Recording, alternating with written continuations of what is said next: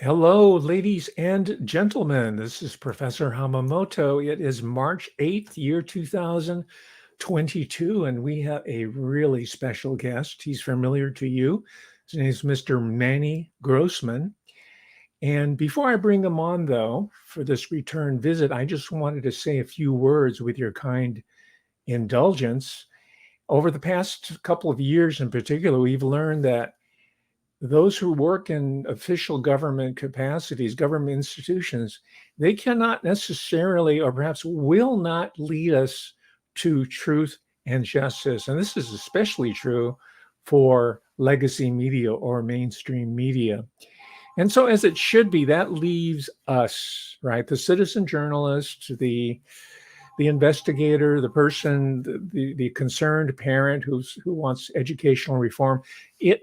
It really behooves us to do the hard work of making our communities livable, to make America great again, as one campaign slogan had it. So, as such, I'm involved with this series of investigations, not just Manny Grossman's, but a number of related queries or inquiries on my own and as a form of what I refer to as redemptive justice. Right.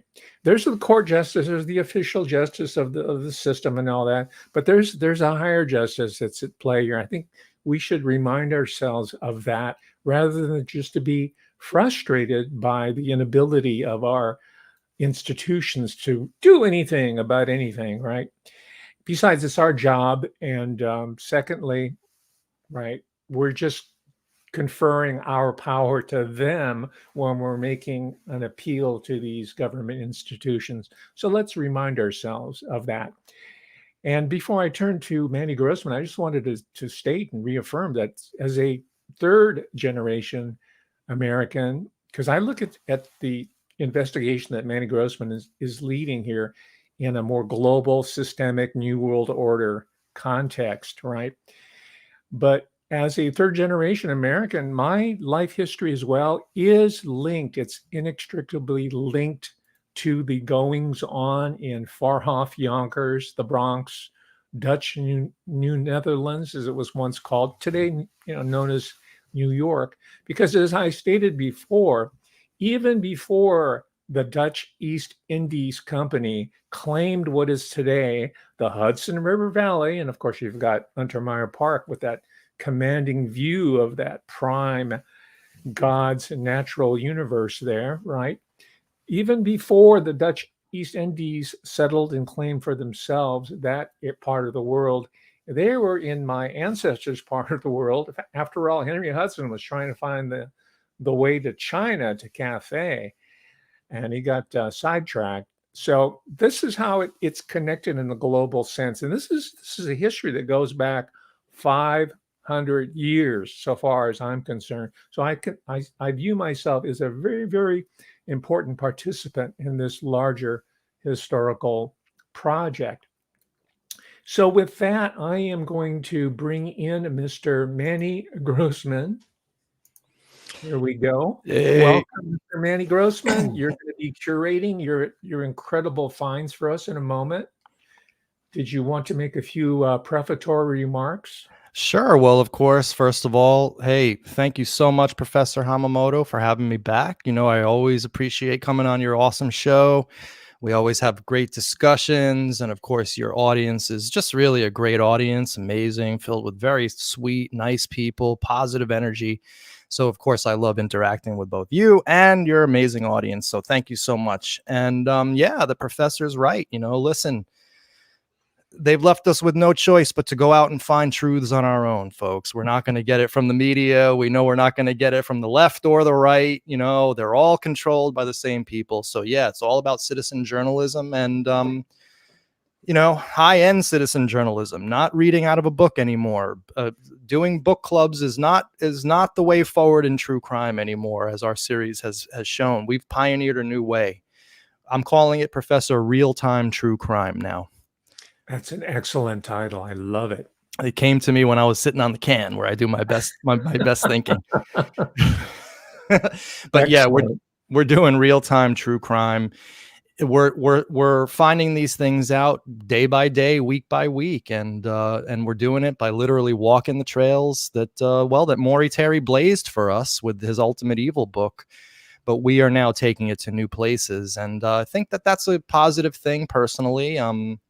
And I know that, several thousand people out there are following along as well and really enjoying what we're doing. So thank you for providing us a forum once again.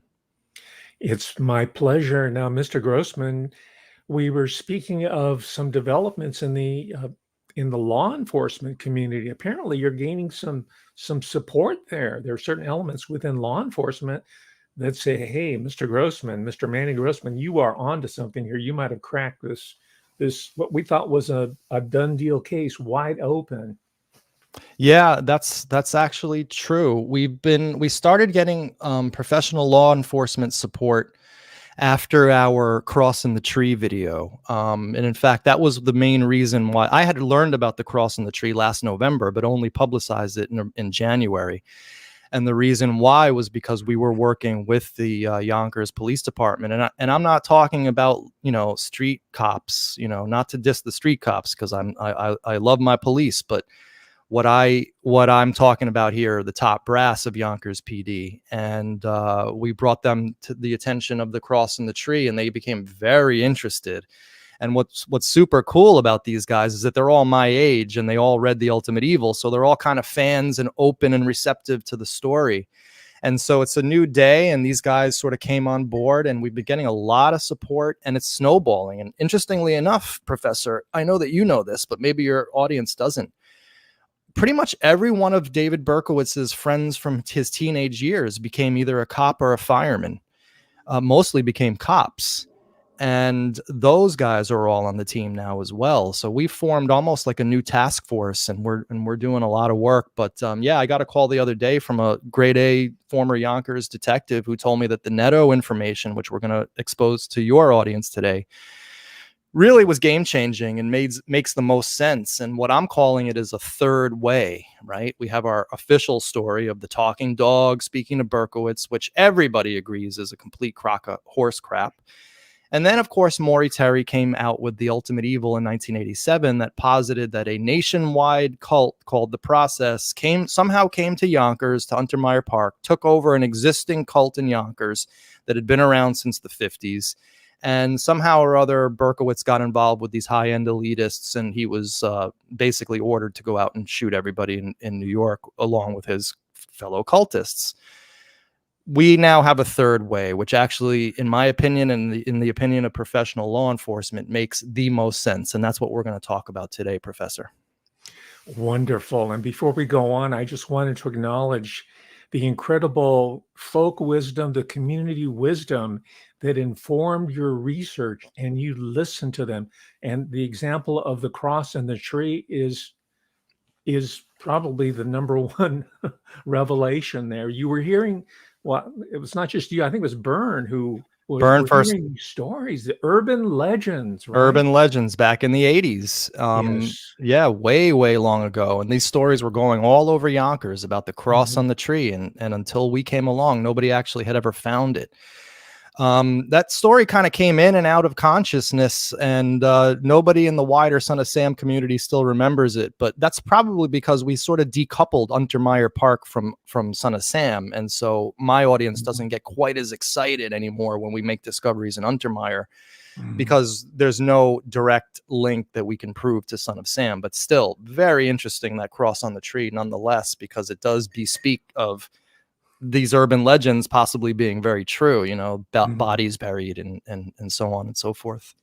And if I may, I've been reading Gothic literature and trying to understand the incredible criminality of our leadership, who are totally steeped in the occult, and Oh, I'll go in even as far as Satanism. So I'm looking at this Gothic tradition, and it dawned on me the type of work that you are doing is replicating what people such as Robert Louis Stevenson and John Polidori and even Percy Bysshe Shelley, he's credited with doing the Frankenstein book. It was actually his wife, who were listening to folk wisdom of the cunning folk of Scotland, the Irish folk tales, the Welsh, changelings, werewolves, Nosferatu, the undead, right?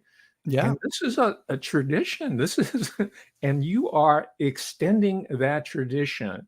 If I only the people in the English classes and literature, instead of studying CRT, took this perspective, we would put them out of business overnight because this is that would exciting be a material. dream. Yeah. Well, thank you, Professor. I appreciate that.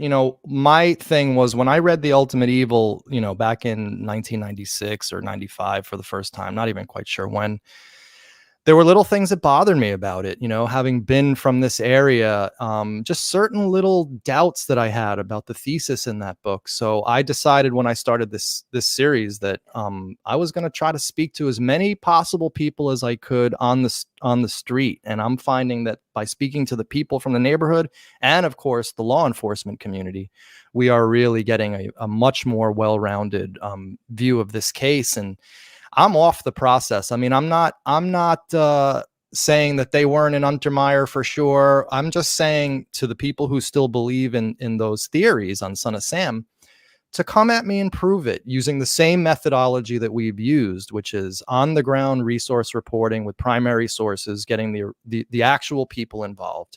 When I get that first process member from the other side the other school of thought on Son of Sam, I'll be the first one to say, yo, come on my show. Let's do this. This is amazing stuff. But so far, a lot of the community just reads books at each other. I call it, to excuse the language, Professor, but I call it the big circle jerk. It's Okay, it's no, it's re- all right. yeah, it's real easy to tell somebody, yeah, Berkowitz was in the process because it says here on page 893, and then someone says, oh yeah, well on page 253, and then in 40 years nothing's been done. So, in a year, I think we've actually cracked the origin story of this case. So probably best just to get into it, Professor, if you don't mind, because we got a Yeah, story to please. tell. Let's bring up this video. Thank you. So the first 3 minutes of this video, I'm just going to let play because I have it narrated, and then we're going to get into the actual presentation. So we'll just get this started. So this lays down the groundwork. And what this is, folks out there who are new to this information, this is the story of the Neto family on 18 Wicker Street. They were the subject of a terrorist campaign. And why don't we just get into it, because the pictures tell 1,000 words. Wicker Street. Was it really this easy the whole time?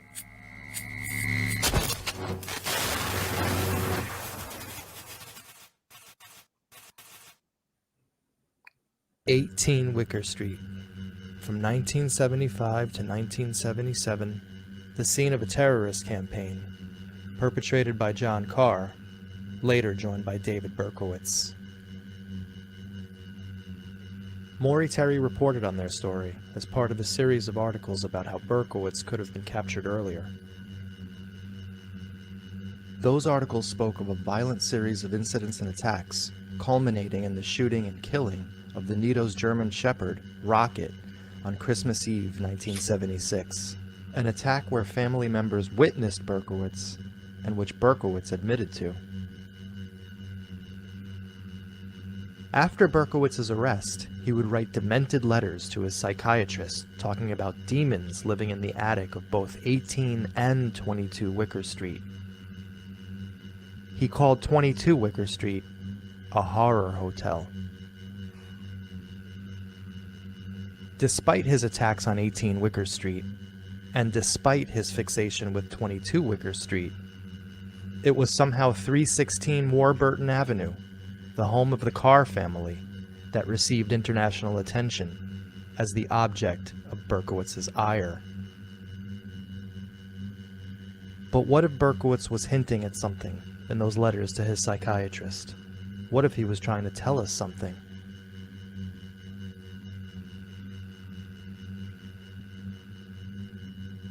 This is the story of the Neto family that you never knew. You will hear of crimes not mentioned in those newspaper articles. Crimes committed much earlier than we all knew as well. It's a story that connects at least two of the major players of Son of Sam. It's a story that connects to both Son of Sam letters. And ultimately, it's a story that could change the way we all think of the Son of Sam crimes.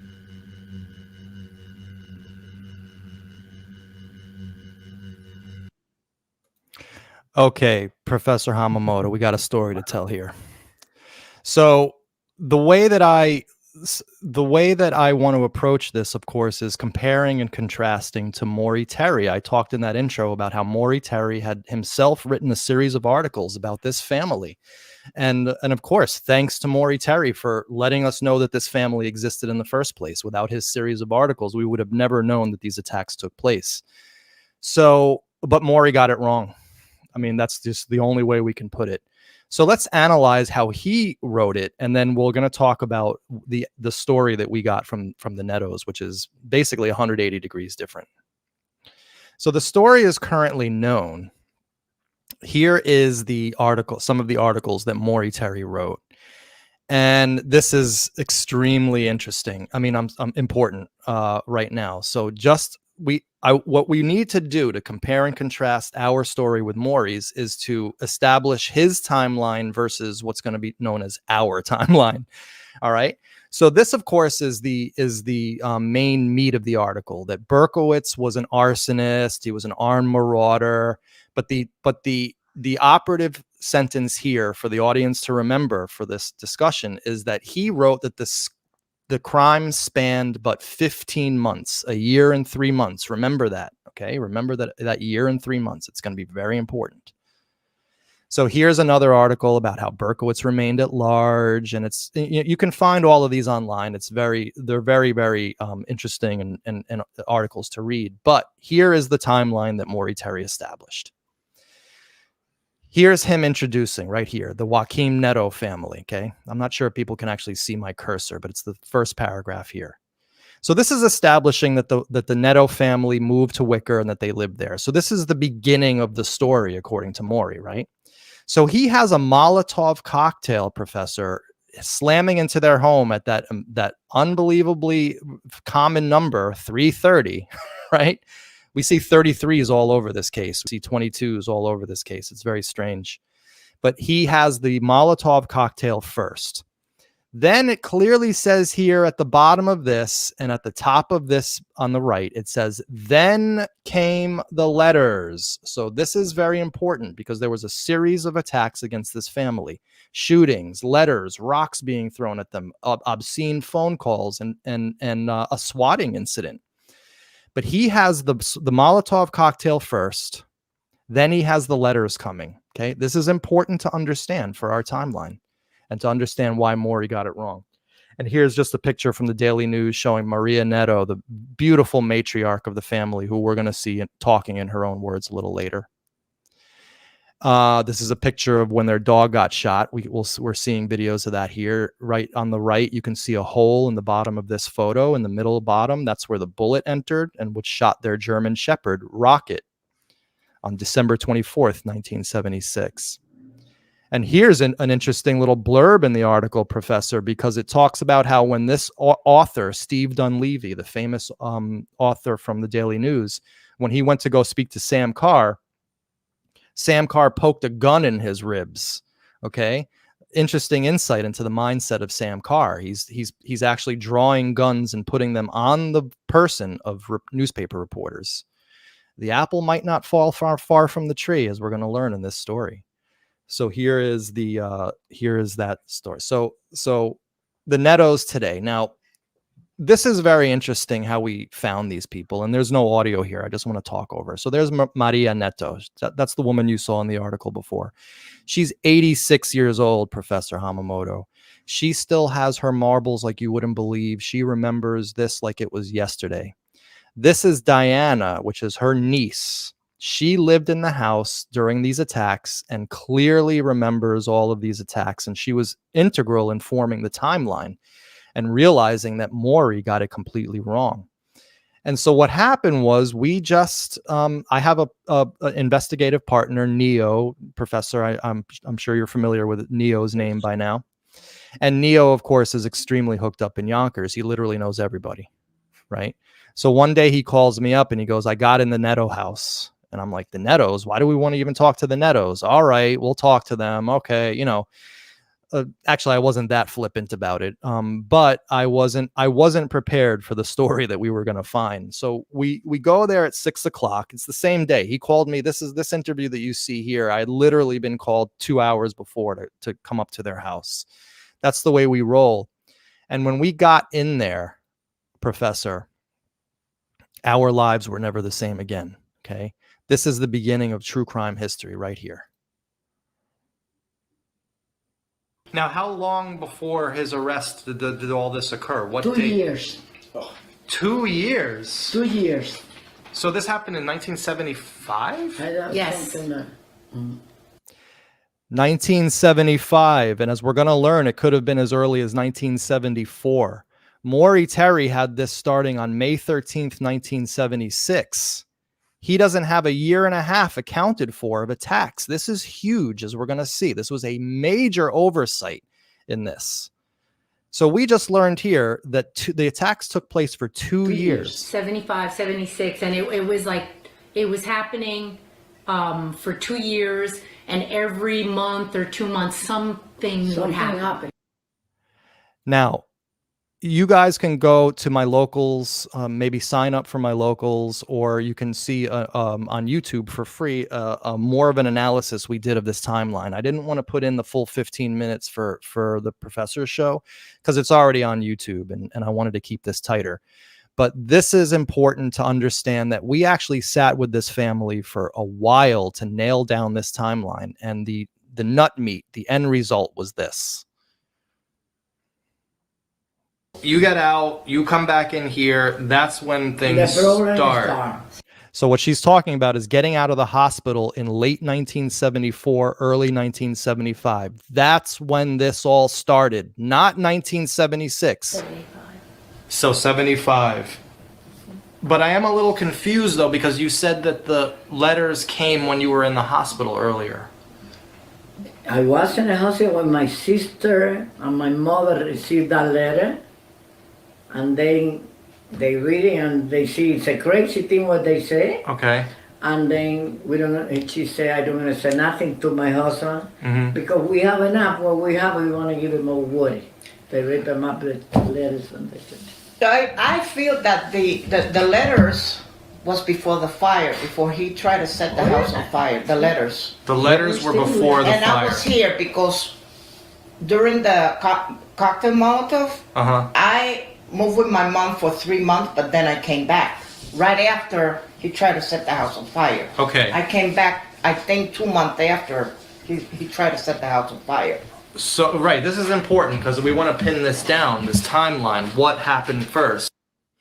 Okay, so you just saw the family there say clearly the letters came before the Molotov cocktail. In Maury Terry's article, he has that completely the opposite. He had the Molotov cocktail first in 76, May of 76, a year and a half after this all started. And then he has the letters starting. This is a major oversight, Professor. Do you have anything to say before we carry on? Because I'm on a roll. No, please. All right. So let's examine these early incidents then, because this is also huge to understand the origin story, as we believe, of Son of Sam. In a nutshell, we believe Son of Sam started on Wicker Street. The original victims of Son of Sam was the Neto family. And then when Berkowitz came to town, that's when it all ramped up and became the huge orgy of violence that it later became. We're going to start to establish that right now. So the first thing is that somebody starts throwing rocks at this house, 1975. Then, okay, so we don't have them talking about that. I took that out, but you guys can see that on my video. Essentially, in a nutshell, we have that pinned to John Carr. We spoke to a witness in the neighborhood who was a kid at the time. In his teens at the time, I should say, and he would play on the aqueduct. He would hang out on the aqueduct, and the cops came by one day, and they started interrogating all the kids on the aqueduct. Who's throwing rocks at the house, right? So no one really knew, but then over the next week or so, the kids started asking, and these are kids right there behind the Carr house and Wicker Street, right there. And the rumor was people started saying that it was John Carr that started to throw these things at the house. So we believe John Carr started this rock throwing, and then letters came. Now this is insane when you're gonna. Did you ever see the letters that were sent here to this One house? time, What did they say? my grandmother tore the letter, Tore them up. but I noticed they had crosses, like upside down cross and a star. Upside down cross. Yes, and the 5-pointed star upside down, the pentagram. You're sure of that? Yes. Okay, so the letters are showing satanic imagery, right? And these letters are coming before Berkowitz is living in Yonkers, a year and a half before Berkowitz is living in Yonkers. Okay, so now check this out. This we actually got a week ago from another cousin who was there. We did not know this when we were doing this interview. Check out what she says. And notice how I don't put words in her mouth. I'm not leading the witness like Maury Terry did with David Berkowitz. That's what I'm being accused of, by the way, by the other side, that I'm literally putting words in all these people's mouths. That's why I'm so adamant about showing you this video. All right, so Jackie, now she was the cousin. She was there and she saw these things. Listen to what she says. Remember, these letters are coming a year and a half before Son of Sam, and in some cases 2 years before the beginning of the Son of Sam letters. Check this out. This is unbelievable.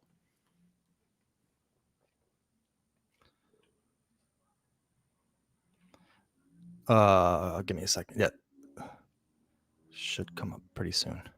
That, of course. Sorry. Here we go. Sometimes my timings aren't always perfect. So this should come up very soon. The shooting is the culmination of everything. But before that, of course, we had rocks, you had letters, you had calls. Did you ever experience any of these letters or calls? Did you ever see any of these letters? I saw letters that were sent to my grandmother, and please explain what you saw from start to finish in as full detail as you can remember. I don't remember the exact wordings on it. I mean, it was a very long time ago, so okay. I could tell you he had symbols on it, and my grandmother used to say, you know, this is satanic. This is a sick individual, and what were the symbols? It was like the symbols that are on the letters that you see on the Son of Sam, just like that. So like pentagrams. One I saw on the top, the other one I saw on the bottom when he was on his closing. There's like an axe with those signs. And wait, I didn't understand. There was like a what with the signs? It's like not an axe, but it was like a line with a crossover, and then it had some, you know, circles and stuff on it. It sounds just like the Son of Sam symbol. Strange. Do you remember the handwriting? Oh, you're lighting. The handwriting wasn't like normal handwriting. It was kind of like graphic. Like it wasn't like your regular person writing a note. So it was graphic lettering. Yes. Like block lettering? Like yes. I'm going to bring in something real quick. I just want to share it with you. This is one of the Son of Sam letters. Whoops, share screen. Give me a second. Window, boom, share. So this is one of the Son of Sam letters, Jackie, that's written in block handwriting. Was this something that you remember? Yes. The writing. Extremely interesting, because your cousins did not speak about the handwriting. They I don't even know if we asked, but they didn't remember. We didn't. The handwriting. So you're sure that it was in graphic lettering like you see here? Yeah, I looked at it, and then my grandmother ripped it up and threw it out. The letter that I saw, and he was confused because he was calling her name and my cousin's last name. So she was like, "I'm an old lady, you know. He's getting confused with me and my granddaughter." And my cousin was really afraid at that time. So, Professor, so now we have these letters, which again were coming a year and a half before Berkowitz moved to town. We already have established that John Carr was throwing rocks in 1975, starting this. And then we have the same exact lettering and symbols that are on the Son of Sam letters. We have the same exact lettering and symbols going to the Neto family almost 2 years before the Son of Sam letters. So that was a huge piece of corroborating evidence. And notice how she said the same story. Her grandmother tore it up. There were symbols. You know, these people didn't coordinate these stories with each other. Jackie wasn't talking with Diana. I mean, I called her out of the blue. These were all people remembering things independently. So this is now where it starts to really get interesting, okay, and tying directly into Son of Sam. This is what Maria Neto remembered about the wording of one of the letters that came to the house. This is crazy. My sister says something about that. About the they queen. Send the letter, and they're gonna burn. And they say the top of this house is the queen, and they're gonna burn this house from the top to the ground. So the queen lived in the attic. Yeah. From what I recall, Mm-hmm. my aunt read the letter, and the letter said was like the demons in the attic above the third floor, they would come down to have orgies with us in the basement. That's what the letter said, because at that time, the family used to get together for Thanksgiving, for December 24th, that we celebrate that. We used to have a big dinner in the basement. So our family, we have families in Elizabeth, New Jersey, they would come down. We will get together to have dinner. Mm-hmm. And that's what the letter said, that there were demons in the attic, and they would come down to the basement to have orgies with us. It's exactly what Berkowitz wrote in his letters after. Yes, and that's what my aunt read. Did he that mention letter, that's what demons more than once? I didn't see that letter. The letter that my aunt read, I didn't see it, but that's what the letter said, because my aunt, Or just one She time? told you. I heard, she said to my grandmother. That's what they told you. Yeah, Yes. and that's definitely true, because we Yeah, know that he there sent were the letter demons saying- in the attic, and then they would come down to have orgies with us in the basement with the family. Okay, now here's where we're going to start to connect the dots here. So we've just heard that these letters, which again came a year and a half before Berkowitz moved to town, he was not in Yonkers. He was actually just getting out of the army when all this was going on. He was in the Bronx lighting arson fires over in City Island when all this was happening. But yet after his arrest, he writes letters to his psychiatrist using the same exact wording of the letters that were sent to the Netos before he moved to town. Letters that most likely John Carr was writing. Letters in graphic lettering, like the Son of Sam letters. It says here, when the soul of a victim leaves the body, the demons, they snatch the soul, they take them to the attic of 316, they change the souls, and they have sex with them. My question is, how would Berkowitz know the contents of letters that were written to the Netos before he moved to Yonkers? How would he know about this to write about it after his arrest? So right here is sort of a backdoor way into saying that Berkowitz and Carr were involved with one another. Okay. This is actually a really good piece of corroborating evidence, because my assumption is that Berkowitz heard about the wording of this letter later on and then used that as part of his insanity stuff. So let's carry on, because this is where it starts to get really, really, where we really make connections. So now, April 1976, Berkowitz moves to Pine Street. He called it the center of activity. And this is an excerpt from The Ultimate Evil, Professor. Shortly after that, I was told to move to Pine Street. Things were heating up. Oh yeah, Berkowitz, what was heating up? I think the Neto crimes were heating up. That's the evidence that we see, right? And the center of activity had shifted to that part of Yonkers, and they wanted me nearby. Notice he doesn't say Untermeyer Park, Professor, which is a half-hour walk away. Untermeyer Park's a mile away. It's not as close to Pine Street as Maury Terry made us all think in The Ultimate Evil. He's calling Pine Street and Wicker Street the center of activity. He's telling us this. Okay? Mm-hmm. I'm taking him at his word. Straight up.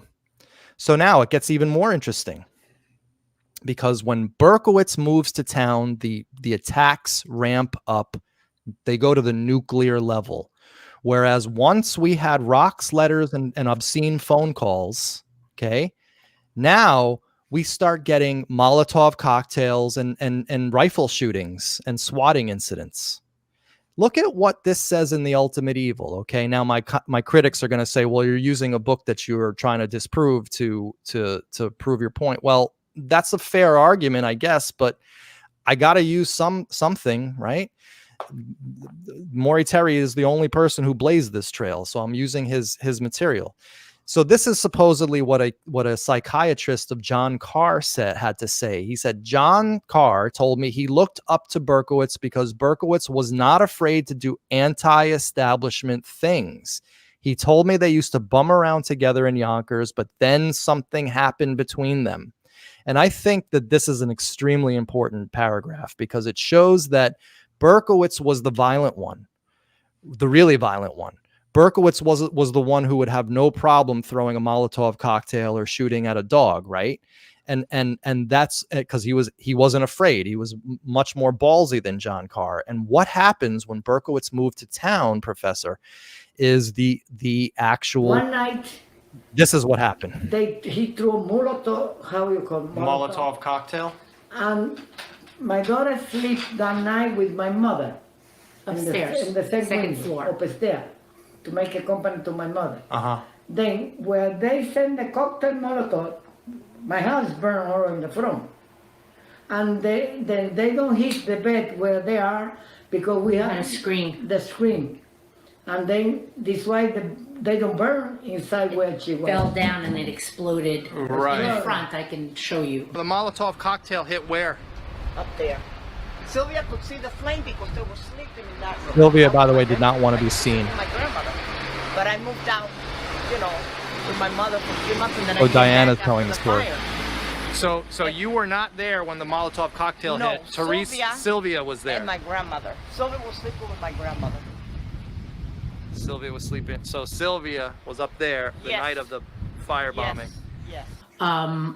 So Berkowitz moves to town, and there's an attempted burning of the house down. Right? If that Molotov cocktail had gotten in that window, Professor, Sylvia might not be here today, or she might have severe disfigurement from major third-degree burns all over her body.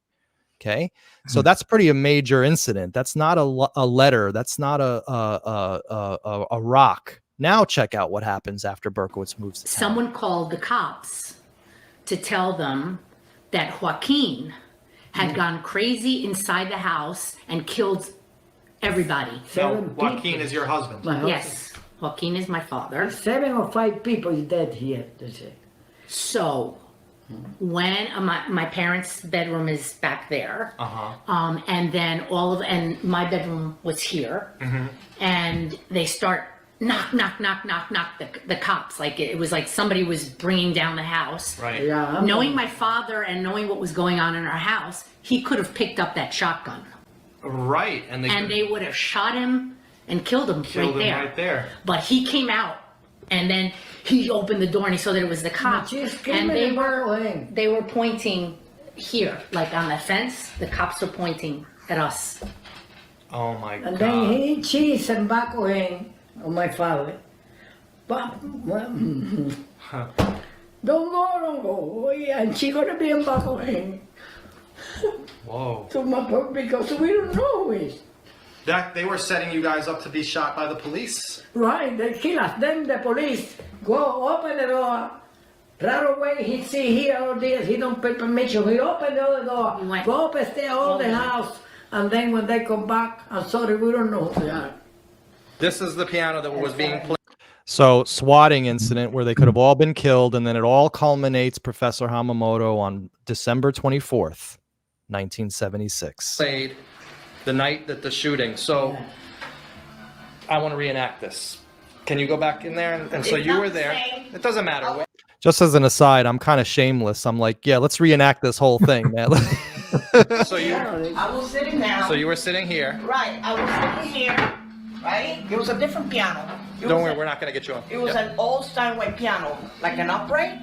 I was playing. I heard the shot. I went out here.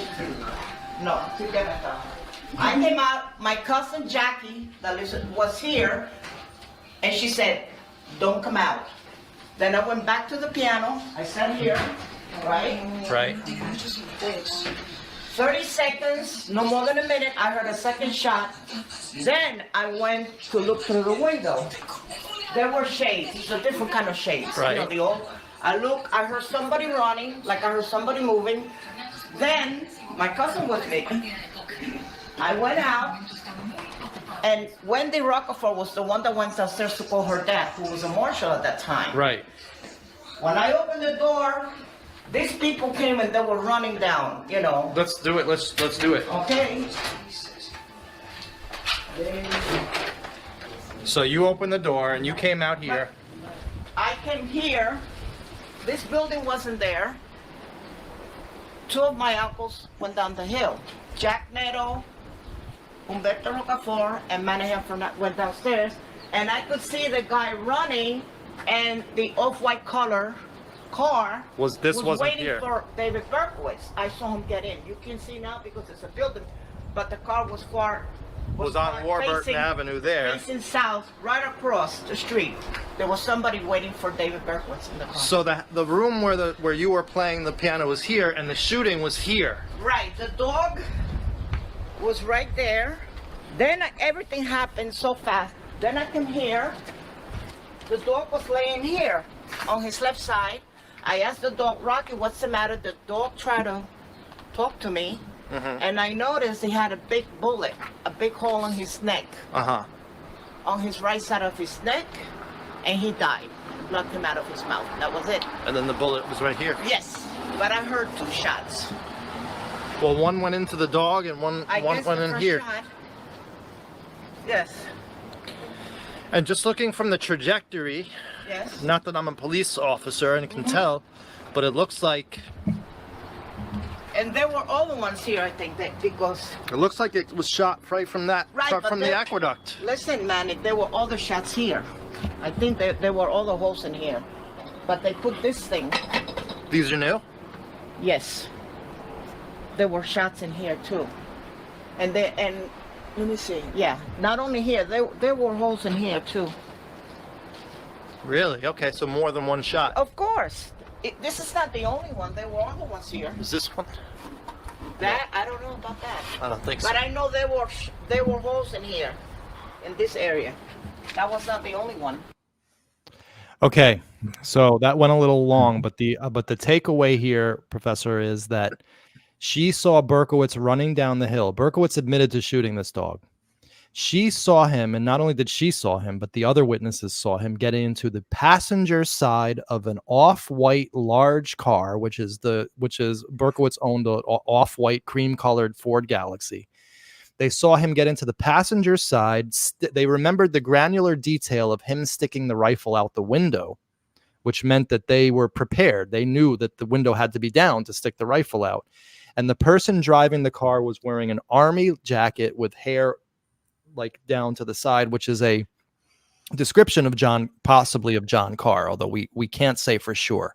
But for sure, they said that he got into a passenger side and stuck the rifle out, which means that he was working with more than one person. So right there is backdoor confirmation that Berkey had joined something. He had joined an existing criminal conspiracy. Now, guys, we're reaching the end of this. Let's compare our timeline with Maury's again. So remember, Maury had the here in the top paragraph, the firebombing first, which we heard the family talk about in great detail. Then he says on this bottom here, on the bottom left, then came the letters. We learned from the Neto family that the letters actually started in late 1974, early 1975, more than a year and a half before Berkowitz moved to town. Okay, so that's Maury's timeline. Here's our timeline, which is accurately gleaned from interviews with the actual family. See, Maury never actually interviewed this family extensively. Joaquin Neto wouldn't allow him in the house, not because of Maury's personality or anything. It was just that Joaquin was a patriarch. He did not want anyone talking about this. He did not want his wife speaking to anybody. We believe that we only got this story because that Joaquin Neto unfortunately passed away a few years ago. So we think that maybe that's why but we could be wrong about that. But we think that's why the family was more open. But we have this new timeline of a pre-Berkowitz era, early 75, and that's rocks, letters, and phone calls. Then we have the post-Berkowitz era, which takes it up to the nuclear level, which then coincides perfectly with the passage in of John Carr saying that Berkowitz liked to do anti-establishment stuff. He looked up to Berkowitz. Berkowitz was more ballsy. Then we have Berkowitz saying that he moved to Pine Street because that was the center of activity. Well, what was happening while he was moving from the Bronx to Pine Street? The Neto crimes were happening. Son of Sam hadn't started yet. This preceded Son of Sam. So here's our new timeline. And we think that in Maury Terry not getting this right, that he really he essentially set us on the wrong pathway. And we've been walking that pathway. Now, we're not done. We have another couple minutes, Professor, with your indulgence. Please. Thank you. So we have to now tie in, because we're not done. We've established that Maury got the timeline wrong. Okay. Now we have to make some more connections, which we're about to. The Son of Sam letters directly tie to and reference the Neto crimes. We're going to prove it right now. So now here is the Borelli letter. This is the first Son of Sam letter. Check it out. I miss my pretty princess most of all. She's resting in Our Lady's house, but I'll see her soon. Well, first of all, remember what Maria Neto said. She said that the letters that came to their house a year before this letter was ever written, here, this Son of Sam letter, way before this letter was even conceived of, that the letters coming to the Neto house had royalty terms in them. The queen living in the attic. Well, look at what we see here in this passage. We see the word princess, who's the daughter of the queen. She's resting in Our Lady's house. Well, check it out. On Wikipedia, it says that Our Lady is also known as the Queen of Heaven and also is known as the Virgin Mary, Queen, Virgin Mary, Maria Neto, mother of Sylvia. Okay? And these people knew, the people attacking this family knew all their names. In fact, knew intimate habits of them, knew where they partied, knew they partied in the basement. Okay? So here we have that connection, but we're not done yet. We are not done. Now, here is the famous Breslin letter with the 4 aliases of Son of Sam, written clearly by somebody who, of course, knew law enforcement. And remember, David Berkowitz was a police auxiliary. He was a police buff. He was a fire buff. He had scanners in his car. He knew all this terminology. So NCIC. So here are the 4 aliases: the famous Duke of Death, the Wicked King Wicker, the 22 Disciples of Hell, and John Wheaties, that's John Carr, rapist and suffocator of young girls. Now check this out. This is crazy because it's so simple. The German Shepherds of Wicker Street. So there was a dog. Now, let me preface this. So as we're leaving the Netos, I have the camera off, right? And that's when all the best stuff comes out. Just a word to everybody. Always keep your camera running, all right? Because all of a sudden, we're just BSing. We're talking about the weather. And then Sylvia just says, hey, you know that at 22, they had a German Shepherd named Duke? And I was like, what? So I had them actually reenact this. So this is a reenactment. And I'm being totally transparent. And you see Neo in the background. Anybody thinks I'm lying, talk to Neo. So Next door, what was the name of this dog? Duke, And what kind of dog was Duke? German Shepherd. So there was another German Shepherd named Duke on Wicker Street, living here during that time period, right? 75 to 77? Yes. you hear her say yes. And we actually interviewed the owner of 22 Wicker Street, who not only confirmed that she had a German Shepherd named Duke, but also sent us this picture. This is the famous Duke of Wicker Street. Okay. Now, you might say, well, Manny, that's a coincidence. Okay. The Duke of Death, and there's a Duke on Wicker Street. Okay. All right. And so here's what I'll say. That we cannot forget the existence of King. Okay. Now, we didn't get this on tape because this was a conversation we had, but we confirm this every way but Sunday. And if anybody still has an issue, I will get the Neto family to put this on tape. But the German Shepherd killed by David Berkowitz, which was named Rocket. After Rocket died, they replaced him. They replaced him with a German Shepherd by the name of King. Okay, now King happened to be a very nasty dog. This dog attacked Sylvia and they got rid of the dog. So King was actually wicked. King was a bad dog. So now I think we've taken it out of the realm of mathematical probability. Now we're into something I think very real here. We have the Duke of Death and we have Wicked King Wicker as aliases. Those were the two dogs of Wicker Street, folks. I hate to say it and break the news to you, but those were the two dogs of Wicker Street. Yes, it's that simple. And I'm making that bold pronouncement. The 22 disciples of hell were the names of the demons these people were worshiping. And Craig Fitzgerald and I did a whole show on that. And then John Wheaties was the alias of John Carr. So we have the dogs' names. So here are the big takeaways before we wrap this up. We never knew the attack started before Berkowitz moved to Yonkers. This is incredibly key because it shows that this was an existing criminal conspiracy that Berkowitz joined. The level of violence ramped up, and then after May, when he threw that Molotov cocktail, the next month was when Donna Lauria was shot. It almost seems as if this was an orgy of violence that was reaching a crescendo. Okay, so this is important to know that the attack started before Berkowitz moved to Yonkers. Maury didn't tell us that. The attacks ramped up when Berkowitz came to town. We already talked about that. We never knew the wording of the letters. We never knew the wording of the Neto letters. If we had known that Queen was in the letters, we would have started to realize that there's some weird stuff happening with royalty names here, between the Son of Sam letters and the Neto letters. And then finally take away. Whoops, sorry. I screwed up that. And then finally, the last takeaway is we never knew the dogs' names. Okay. Duke and King as real and existing German Shepherds in 18 and 22 Wicker Street. To me, that's more than a mere coincidence. And I have law enforcement agreeing with me as well on that. So the last thing, I just want to show you how Maury had deciphered the aliases. And that'll be our last little slide. So this is from The Ultimate Evil, and he said Michael Carr had all these credit cards in fraudulent names of like Baron Decharnowski and Michael Vale Decharnowski. So he said that Baron, because of the Baron thing, I mean, look at how circuitous this is. When I saw his Baron credit listing and also noticed that the word Char was hidden in two of the last names, I was reasonably certain that another of the Breslin letter aliases were deciphered. That'll be the next slide. Okay, the Duke of Death.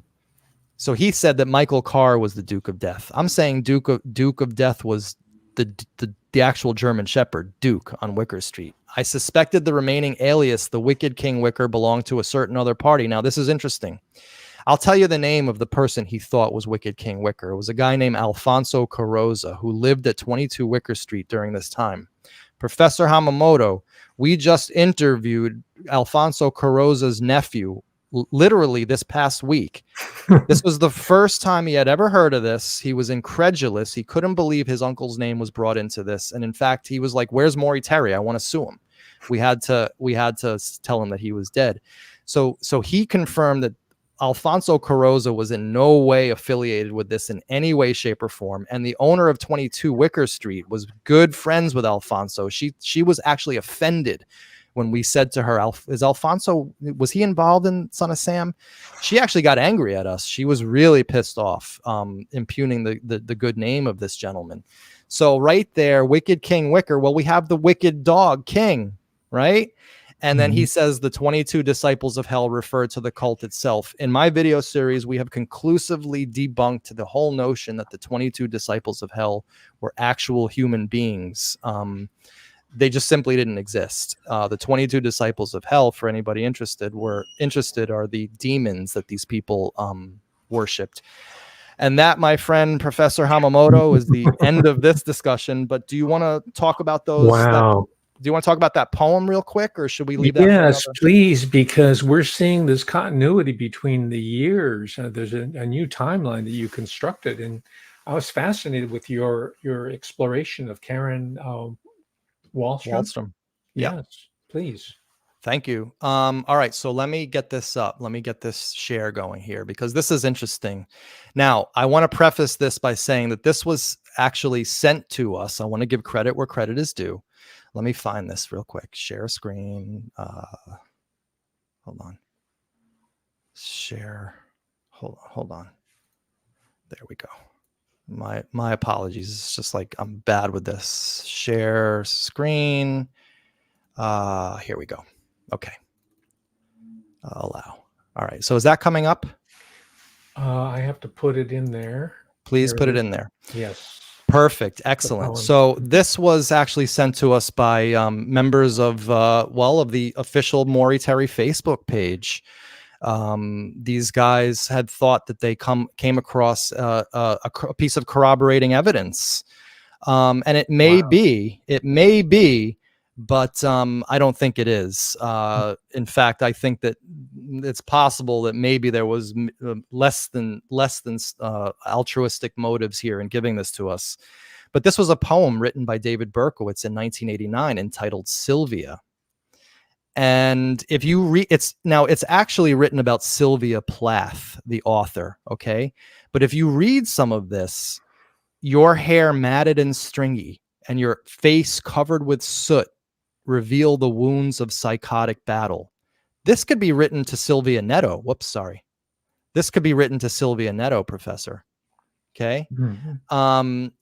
He had stalked you from your birth, singling you out from among the many, right? Neither marriage nor motherhood could save you from his net.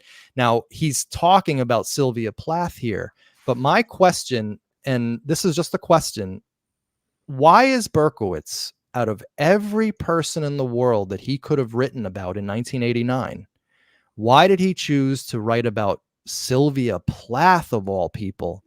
And then write these things in here, which could easily be construed for Sylvia Neto. That's my question. I think that's an interesting question to leave with the audience, because I don't have an answer for that. But I just thought that was worthy of bringing up. And like I said, the Facebook people told us, this is proving your point, man. This is proving it. And we were like, well, not really. This is about Sylvia Plath. But we appreciated the fact that they reached out to us. And so I always like to give credit where credit is due. Very quickly, there is an occult connection. Sylvia Plath, who was this famous poet adopted by the burgeoning feminist movement. I wouldn't be surprised if Karen Wallstrom modeled her life after Sylvia Plath. She was that important to young women of independence. Right? You might have something there. And I know that she was introduced into the occult by her husband, Ted Hughes, who was the poet laureate of Britain. Oh, that's... He was. Why am I not surprised? Occultist. Why am I not surprised? That's another stream that's, I don't think, random. It's purposeful. No, yeah. Totally not. So, and Professor, I suspect that Karen Wallstrom was beginning to enter into that world as well, which might account. This is speculation, of course, right, for her death. Well, I mean, we don't know. I mean, her cousin that I spoke to was telling me that she was planning on leaving New York. She had made arrangements to she had bought a car. She got a teaching license in Minnesota.